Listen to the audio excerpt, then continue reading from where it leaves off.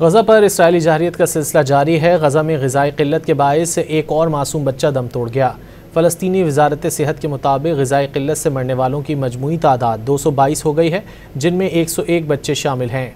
गज़ा के महकमा सेहत ने ऐलान किया है कि 5 और फ़लस्तीनी शहरी, जिनमें एक बच्चा भी शामिल है, काबिज़ इसराइल की जानिब से ग़िज़ा तक रसाई की मुकम्मल बंदिश ग़िज़ाई क़िल्लत का बायस बन रही है, जिसकी वजह से फ़लस्तीनी अपनी जानों से हाथ धो बैठे हैं।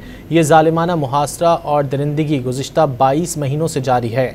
महकमा सेहत ने अपने एक बयान में बताया कि काबिज़ इसराइल की जानिब से 7 अक्टूबर सन 2023 से शुरू होने वाली तबाहकुन जंग के बाद से ग़िज़ाई क़िल्लत और कहत की वजह से शहीद होने वालों की तादाद 222 तक पहुँच गई है, जिनमें 101 बच्चे शामिल हैं। गज़ा में इंसानी अलमिया दिन ब दिन गहरा होता जा रहा है। काबिज़ रियासत के मुसल्लत करदा मुहासरे, ग़िज़ाई और तिब्बी सामान की शदीद कमी की सूरत में एक तरफ कहत फैल रहा है, तो दूसरी जानिब काबिज़ इसराइल की तरफ से जारी इज्तिमाई कत्लेआम और नस्ल कुशी का मुज़ाहरा हो रहा है। बैनुल अक़वामी तंज़ीमें बिलख़ुसूस UNRWA बारहा काबिज़ इसराइल से मुतालबा कर चुका है कि इमदादी सामान दाखिल करने दिया जाए, ताकि कम अज़ कम 3 माह के लिए गज़ा की आबादी को खुराक और दवा फराहम की जा सके।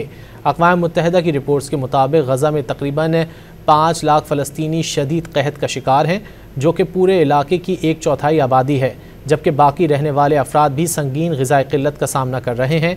मुख्तलिफ़ बैनुल अक़वामी तंज़ीमों ने ख़बरदार किया है कि गज़ा के 3020 बच्चे जो 5 साल से कम उम्र हैं, शदीद ग़िज़ाई क़िल्लत का शिकार होकर दायमी जिस्मानी और जहनी बीमारियों का शिकार हो सकते हैं, जिनके असरात ज़िंदगी भर उनके साथ रहेंगे।